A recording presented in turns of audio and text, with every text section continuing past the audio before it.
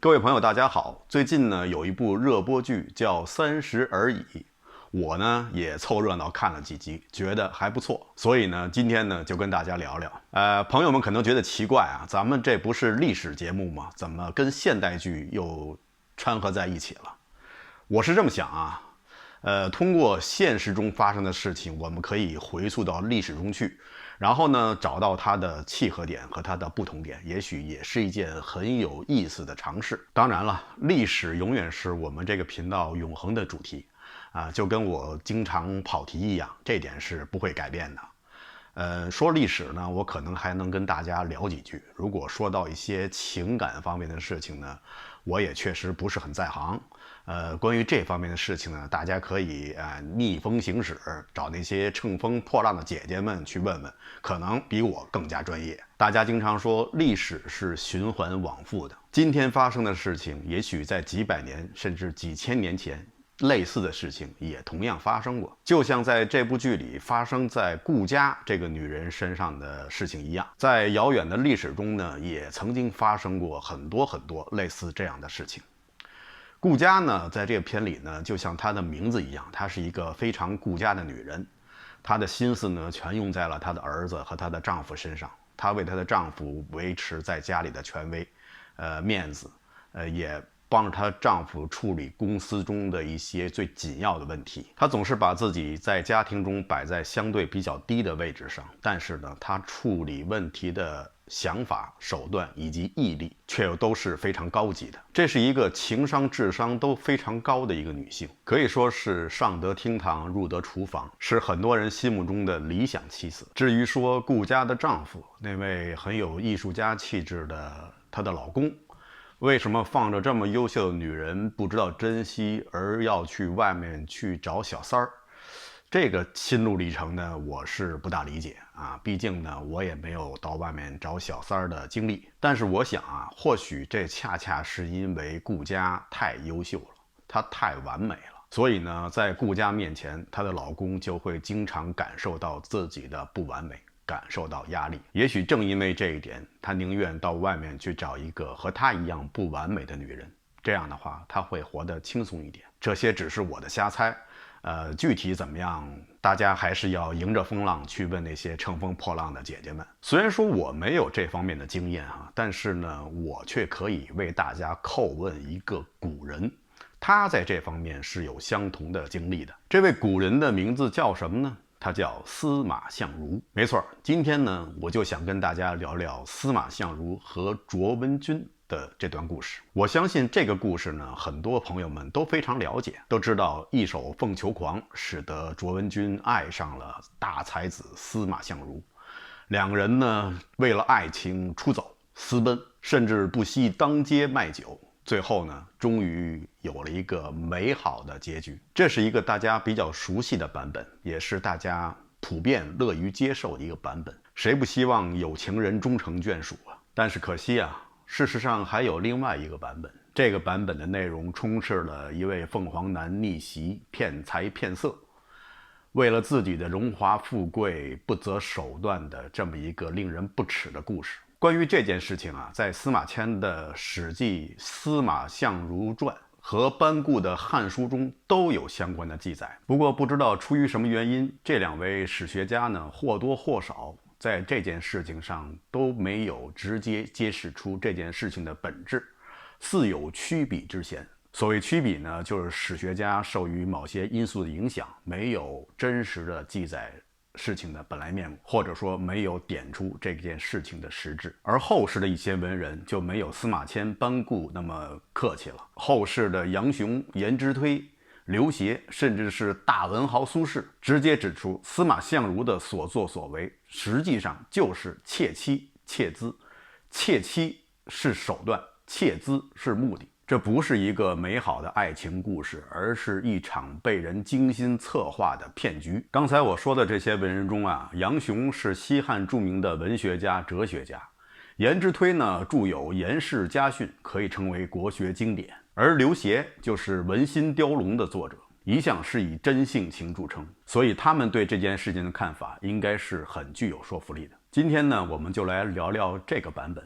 虽然说它不是那么令人欢喜，但是呢，它却是真实的。我们就先从司马相如这个人开始说起。司马相如呢，的的确确是一位非常有才华的词赋大师，被称为赋圣和词宗。司马相如原本的家境呢还算不错，后来呢他想当官，于是呢他就花钱买了一个叫武技常侍的这么一个散官。这种官呢是没有什么实实在在的工作要去做的，实际上呢就是陪着皇帝游玩，做一个侍从。这个官职呢可大可小啊，如果你能得到皇帝的宠信，那就是一个令人眼热的这么一个职位。相反呢，如果皇帝眼里头没有你的话，那这个职位就是一个闲职。很可惜啊，当时的汉景帝啊不好辞赋，他不喜欢这些东西，所以呢，司马相如的这一身辞赋方面的才华呢就无处发挥，在皇帝面前呢也没有得到什么青睐。后来司马相如又去投靠梁孝王，在那里呢算是混口饭吃。后来梁孝王去世以后呢，司马相如就没地方待了，于是呢他就去当时的四川省的临邛县，投奔在当地做县令的他的好朋友王吉。这个临邛县啊，在当时可不是一个穷乡僻壤的那么一个小县城，在当时啊可以说是商贾重地，商业呀、铸造业啊都是非常的发达，有很多在全国数一数二的富商都在那里经商生活。司马相如去这个地方一定是有他自己的目的的，而他的这位朋友王吉也确实是很够朋友，两个人呢就开始酝酿一个计划。那么这个计划是怎么进行的呢？首先呢，是这位县官王吉作为这个县里的第一行政长官，在司马相如来了以后，他每天都要去司马相如所居住的客栈去拜访。起初的几次呢，司马相如呢还亲自出来接见他，然后两个人聊聊以后，王吉就自己回去了。到后来呢，似乎司马相如已经不屑于和这位王大县长接触了，他只是派他的下人去应付王吉几声，就把这个县长大人打发回去了。这么一来二去啊，县里的人呢就开始议论起来了，说这个在客栈里住的这个司马相如到底是何许人也啊？咱们的县长这么去拜访，他还居然这么不给面子，那么他的地位肯定是比我们的县长要尊贵很多。这些传言呢，也很快传到了当时县里的几位富商的耳朵里。其中有一个人呢，他叫卓王孙。这个人呢是主要做铸铁生意的，因为当时战争频繁，所以呢对铸铁方面的需求量非常大。他呢也因此成为了可以说是全国的首富，非常非常的有钱。越有钱的人不是就越想攀附一些权贵吗？所以县里突然出现了这么一个神秘的大人物，卓王孙呢也很想去结识结识。于是呢，他就组了一个饭局，他邀请这些县里的有头有脸的人物，还包括县长王吉一起来出席这个在卓王孙家里举行的这么一次盛宴。还特意要求王吉一定要把司马相如这位大才子请来。到那天呢，是宾客盈门，大家都来了。到了中午的时间，大家都坐好了。后来呢，县令王吉也来了，但是司马相如并没有到。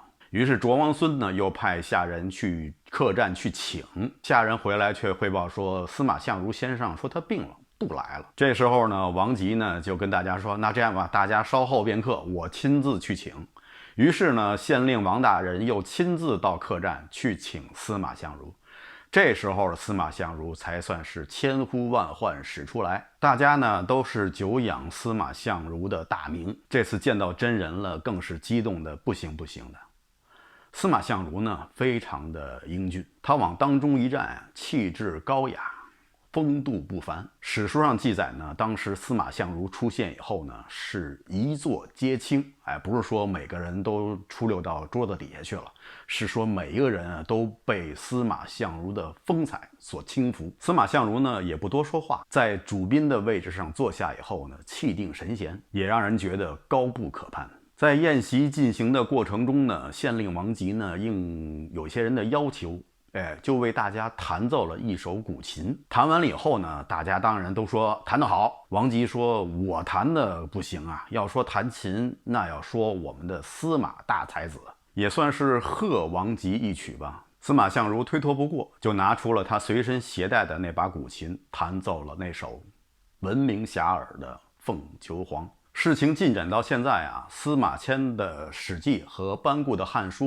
对这件事情的记载都是一致的。所不同的是，班固在《汉书》中对于王吉与司马迁演出的这起双簧，就是王吉经常去司马相如的客栈去拜访，到最后司马相如竟然避而不见，这些事情班固也指出，这些都是他们俩做的戏，是假的。而司马迁呢，却是只陈述这件事情，没有加任何的判定。一曲弹璧是满座皆惊啊！司马相如确实是非常有才华，词填得好，琴弹得更好。而听这首《凤求凰》听得最为心惊神荡的，就是在房中的那位女子，也是司马相如和王吉演这出双簧的目标人物，她就是卓文君。说起这卓文君呢，当时呢她只有17岁，但是已经嫁过一回。不过呢，在她过门之前，她要嫁的那个人呢就已经去世了。卓文君呢是一直非常仰慕司马相如的大名，这次听说司马相如能亲自到他的家里来做客，那他早就偷偷的在一边静静的观察司马相如，他为司马相如当天的表现所倾倒。虽然司马相如说的话并不多，但是呢更加显示出他的那种高士的风采。实际上啊，司马相如之所以不多说话是有原因的。什么原因呢？是因为司马相如本身有严重的口吃，弹琴唱歌都不受影响，但是一说话就暴露出来了。所以呢，司马相如跟王吉的计划呢，就是司马相如少说话，多弹琴。卓文君在听完了司马相如的这首《凤求凰》以后呢，很快就意识到这首歌似乎司马相如就是唱给他个人听的，不禁呢更加的心驰神往。司马相如呢也是趁热打铁，在宴席结束以后呢，他马上就买通了卓文君的身边的下人，然后呢就给卓文君递去了这么一封信，就想在晚上去见卓文君。于是呢，两个人在晚上就见了面，也不知道司马相如说了什么，用了什么手段。反正当晚，卓文君就决定要和司马相如私奔。于是两人连夜租车就离开了临邛，跑到了成都，也就是司马相如的老家。这段经历呢，就是历史上有名的两个典故。一个叫秦挑文君，另外一个叫文君夜奔。等到文君来到了司马相如的老家，才发现司马相如的家并不是他想象中的那样的高门大户，而这时候已经是家徒四壁。但是卓文君呢，并没有嫌弃这样的生活，当时呢，他应该还在爱情的蜜罐里，于是卓文君呢就住了下来。然后过了一段时间呀，卓文君越发觉得现在的生活和他以前的生活差别实在是太大了。她以前是全国首富的女儿，在生活上可以说是要什么有什么，现在可不行。于是呢，她就跟司马相如商量说，要不然咱们还是回到临邛去吧，在那里呢，我就是管我的兄弟们借一点钱，也比现在日子要过得好。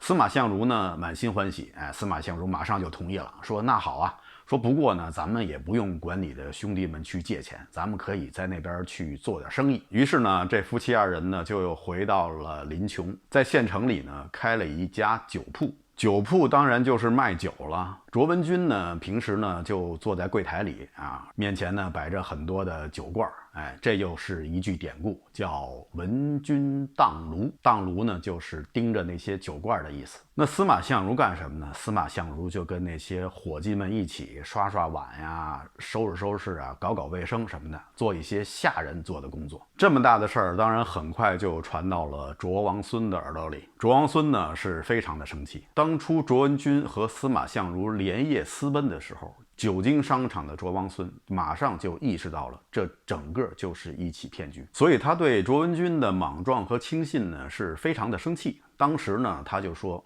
小女不才，但是呢我不忍杀之，但是我不会给他1分钱。现在卓文君跟司马相如在他的眼皮底下开个小酒铺，这明显就是在打他的脸。这时候呢，又有人来劝他，既然您的女儿已经失身于司马相如，那你就认了这门亲吧。大家听听，连劝卓王孙的人都说卓文君是失身于司马相如。后来呢，卓王孙也没办法，也算是被迫吧，认下了司马相如这个女婿，同时呢，又给了卓文君很多的嫁妆，又出资100万条件呢就是，你们走吧，别在我眼前这儿晃悠了，别让我看着眼晕。于是呢，司马相如和卓文君呢就回到了成都司马相如的老家，在那里呢过起了衣食无忧、富足的生活。卓文君呢认为自己找到了爱情，而实际上呢是司马相如找到了财富。司马相如有了卓文君的家产作为后盾，那他就更有条件去各处显示他名士的风流，那么他的名气呢也就越来越大。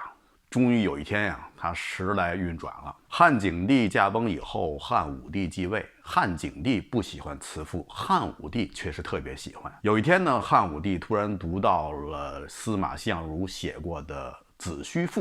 《子虚赋》呢，也是司马相如的名篇之一。当时读到以后呢，汉武帝是叹为观止，觉得这个赋写的实在是太漂亮了，然后就不禁慨叹：古人写赋写得太好了。旁边呢有一位犬监官，没错，就是犬监官，不是太监官，那个点没点错。这个犬监官叫杨得意，恰好是司马相如的同乡。然后他就向汉武帝说这首赋不是古人写的，就是我的同乡写的，他叫司马相如。于是呢，汉武帝就把司马相如招进了皇宫，还给他封了一个官职，让他常伴左右。司马相如的官运就此就开始了，得到了皇帝的赏识，司马相如可以说是名声大噪。这时候呢，就有人出重金让他写一篇赋，给他出重金的人呢是宫里的馆陶长公主，而让他写的赋呢叫长门赋。说起这长门赋啊，长门指的是哪儿呢？指的就是长门宫。长门宫里住的是谁呢？长门宫里住的就是陈阿娇，没错，就是《金屋藏娇》里的那个陈阿娇。话说到这种程度，应该是会跑题了。陈阿娇呢是馆陶长公主的女儿，是跟西汉开国元勋陈婴的子孙陈武所生的女儿。而现在当朝的汉武帝呢是馆陶长公主的侄子。当年汉武帝只有4岁的时候呢，馆陶长公主曾经把陈阿娇拉到汉武帝身边，就问汉武帝说的把阿娇嫁给你怎么样啊？汉武帝说好啊，说的将来阿娇嫁给我，我将来一定要盖一个金屋子给她。这就是所谓的成语金屋藏娇。当然了，陈阿娇这个名呢也是杜撰出来的，在历史上没有她的名字。陈阿娇长大以后呢，馆陶公主呢是想把她嫁给当时的太子。当时的太子并不是后来的汉武帝刘彻，而是素妃的儿子。馆陶长公主想跟素妃联姻，但是呢遭到了素妃的拒绝。为什么呢？是因为馆陶长公主啊经常给她的弟弟献美女，所以呢引起了素妃的极大的不满。素妃就拒绝了这门婚事。于是呢，馆陶公主呢又把目标盯准了当时的汉文帝最喜欢的儿子，也就是后来的汉武帝刘彻。于是遭到素妃拒绝的馆陶公主就向刘彻的生母王美人提出了婚约，想让刘彻跟陈阿娇联姻。王美人呢也是很想依靠馆陶公主作为皇帝亲生妹妹的这么一个优势，于是呢就答应了两家联姻。就这样，陈阿娇就嫁给了后来的汉武帝刘彻，然后两家联手就做掉了素妃。最后是刘彻荣登了太子之位。汉景帝驾崩以后，刘彻就如愿的登上了皇位，而陈阿娇呢就被封为了皇后，这也是汉武帝刘彻的第一位皇后。陈阿娇是比刘彻要大10几岁，所以在刘彻登基以后呢，对陈阿娇可以说是非常的宠爱。同时因为刘彻登基很大程度上是依赖于馆陶公主和窦太皇太后的势力，而窦太皇太后对陈阿娇又是格外的宠爱，所以陈阿娇在宫里呢就有点娇蛮。汉武帝对她也是睁一只眼闭一只眼。后来窦太皇太后病逝以后，陈阿娇在宫里就失去了最强大的依靠，汉武帝对她呢也就不像以前那么能容忍了。随后卫子夫的出现，使得陈阿娇在汉武帝心目中的地位一落千丈，陈阿娇的宫殿也就变成了冷宫，汉武帝已经很少去光顾她了。等到卫子夫为汉武帝生下了皇子，又被立为太子以后，陈阿娇觉得自己皇后的位置都是岌岌可危了。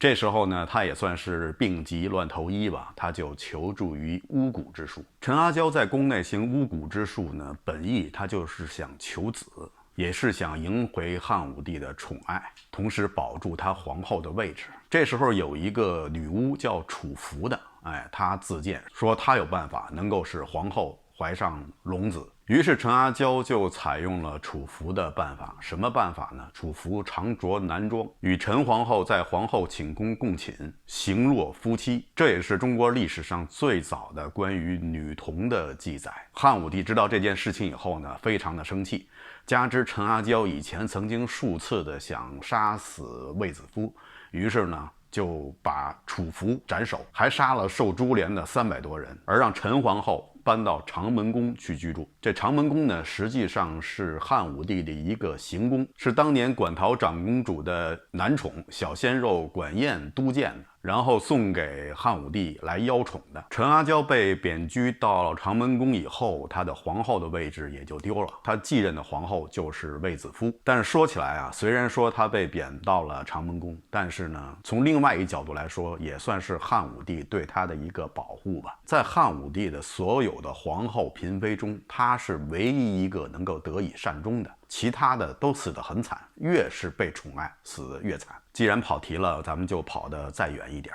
说起这汉武帝啊，他对他身边的女人，他的嫔妃，他的皇后，可以说是冷酷无情。就说卫子夫吧，他那时候可以说是万千宠爱集于一身啊，他的兄弟卫青也是为国征战，他的整个家族也是荣耀无比。但是后来呢，也是因为汉武帝多疑，轻信了江充的话，认为太子行巫蛊之术，试图谋反，就要杀了太子。太子无奈情况下想杀了江充，借助了卫子夫在宫中的侍卫。结果这件事情呢，又被汉武帝认为是太子谋反，就把太子给杀了，那是他的亲生儿子。又要收回卫子夫的皇后的印玺，卫子夫在汉武帝的使节到来之前就自杀了。虽然汉武帝明白自己搞错了，但是呢，大错已经铸成。在这场灾难中啊，卫家的大部分族人都被诛杀干净，其中有几支呢幸存下来，有一支呢后来迁到了河东地区，成为了当地的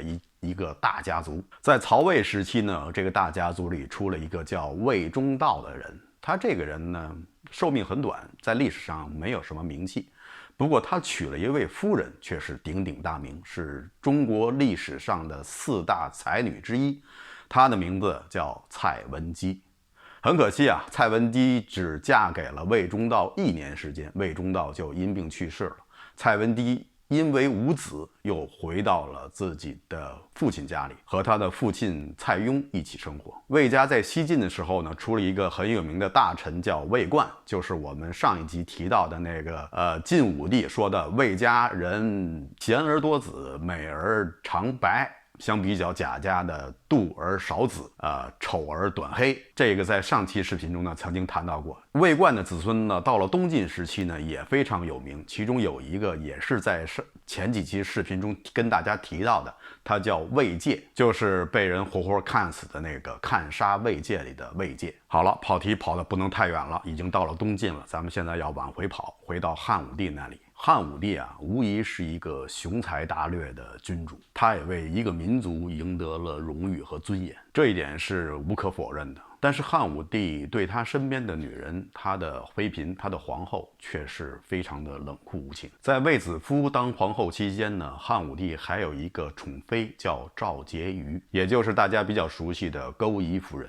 巫蛊之乱以后呢，汉武帝杀死了当时的太子刘据，也就是卫子夫的儿子，又逼得卫子夫自杀以后，太子的位置就空下来了。这时候呢，正好钩弋夫人生下了他的第一个儿子，叫刘弗陵。汉武帝对这个儿子寄予厚望，因为刘弗陵是钩弋夫人怀胎14个月才生下来的，跟古圣人尧在母腹中的时间是一样长的。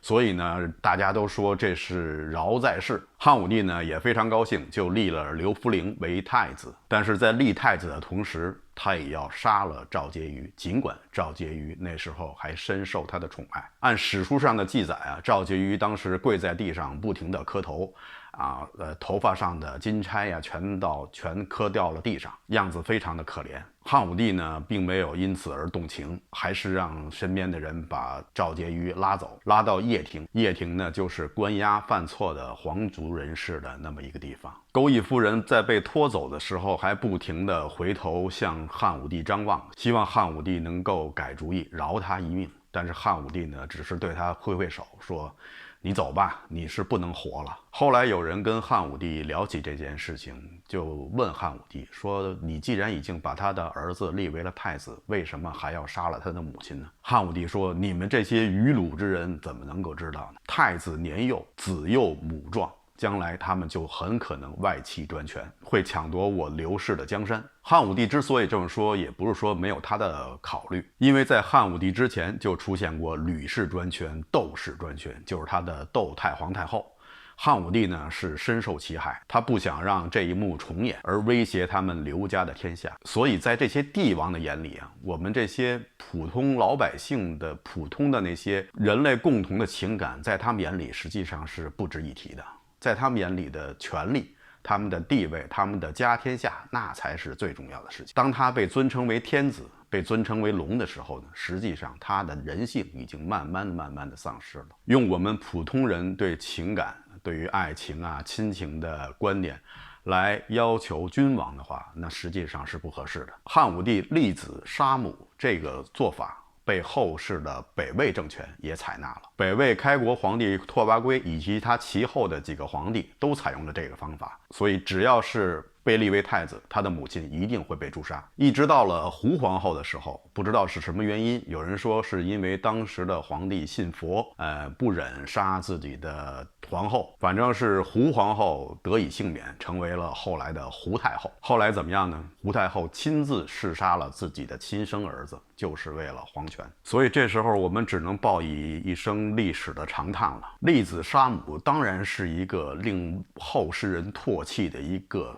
毫无人性、残暴至极的这么一个行为，但是对于那些帝王来说，又有他们存在的合理性，所以也就不奇怪历史上有这么多人后悔生于帝王之家。因为生于帝王之家，你就很难再过一般人的生活，你就很难再拥有一般人的情感。你获得了权利，但是在这过程中，你也失去了很多人类共同的情感。所以说，还是那句话，得也失也，谁又能知呢？馆陶公主花重金让司马相如写这篇长门赋，目的呢就是唤回汉武帝对陈阿娇的往日的感情。但是很可惜啊，汉武帝欣赏的只是司马相如长如赋中的文采，而对这段感情却是已经弃之不顾了。司马相如也因此愈发得到了汉武帝的赏识。后来呢，因为蜀地发生了内乱，汉武帝考虑到司马相如是四川人，就让他到当地去安抚。司马相如工作做得很成功，写了一篇文章，得到了当地很多人士的认可。内乱平息以后呢，汉武帝又封司马相如为中郎将，但随后呢，司马相如因受贿又被免了官，过后又被启用。司马相如这时候已经是如日中天，他现在已经不住在成都了，而是搬到了长安居住，离皇帝是越来越近，离卓文君是越来越远。司马相如这时候就开始膨胀了，他看上了一位茂陵的女人，想娶她为妻，想休了卓文君。他又不好意思直接开口，于是呢，他就写了一封信。这封信里呢，只有13个字，就是1、2、3、4、5、6、7、8、9、10、100、1000、万。卓文君收到这封奇怪的信呢，马上就知道了司马相如隐含的意思。要是说起来，卓文君真不愧是中国古代4大才女之一啊！这4大才女都有谁呢？有李清照、蔡文姬、卓文君，还有一个版本说是上官婉儿，还有一个版本说的是班昭，就是班固的妹妹。李清照呢，咱们以前说过了，本来这集应该说蔡文姬，但是因为时间的关系呢，可能来不及了啊，因为说蔡文姬不可能说2、3句就一笔带过的。咱们找机会还会细细说说蔡文姬。班昭呢又被称为曹大家，因为她是嫁给了一位姓曹的公子，他也是西汉时期著名的史学家，帮助他的父亲和哥哥完成了《汉书》的编纂。他还有一本书可能比《汉书》更加有名，就是女四书之首的《女诫》。这本书在宋明理学兴起以后呢，被大大的加以利用，成为了几百年来禁锢女性社会地位、思想行为的工具。我们知道的三从四德就是来自于这本《女诫》。女四书呢，除了班昭的这本《女诫》以外，还有朱棣的皇后徐皇后写的内训，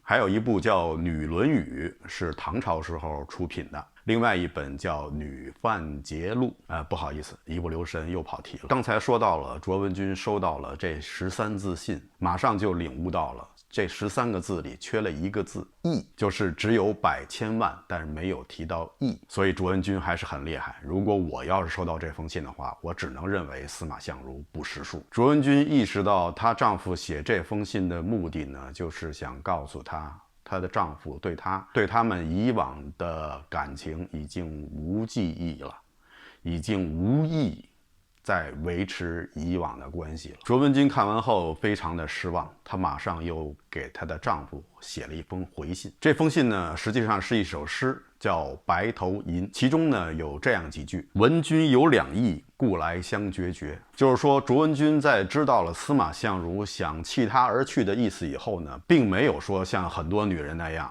哭着跟司马相如说你要休了我，我就死给你看，等等等等。卓文君毕竟是一代才女，她是有她才女的风度。她说闻君有两意，故来相决绝，就是说我知道你有这个意思，我就是来跟你说再见。你说分手就分手，丝毫不拖泥带水。同时呢，这首诗里也表达了卓文君她本人对完美爱情的那种期许，其中有这样两句是说愿得一心人，白头不相离。同时在这首诗的最末尾两句也表达出卓文君对司马相如的一些行为的不屑。他说男儿重义气，何用钱刀为，意思是男人的大丈夫应该重情义，不要被金钱所左右。从中或许也能看出卓文君对司马相如的某些行径，包括他过去的所作所为，已经是有所醒悟。后来司马相如收到了卓文君的回信这首《白头吟》以后，又是怎么做的呢？在正史上就没有记载了。据野史一本叫《西京杂谈》的书中介绍，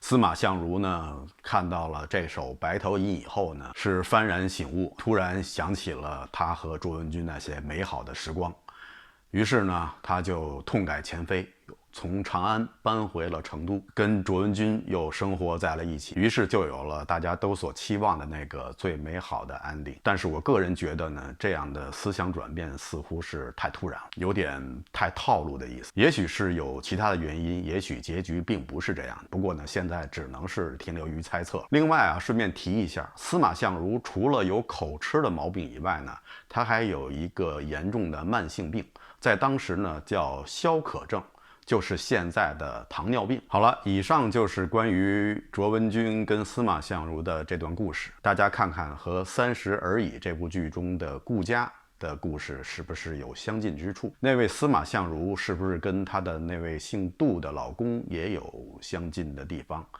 他们的成功呢，都离不开他们夫人的帮助，但是后来呢，又都想放弃当初的这段感情和那段恩情。那么顾家是像卓文君那样忍受丈夫的背叛，坚持这份感情，还是忍痛割爱，重新开始她自己的生活呢？那就请大家都拭目以待吧。不管怎样，希望她也有一个美好的安定。好的，以上呢就是本期节目的全部内容，谢谢大家收看，欢迎大家点赞订阅。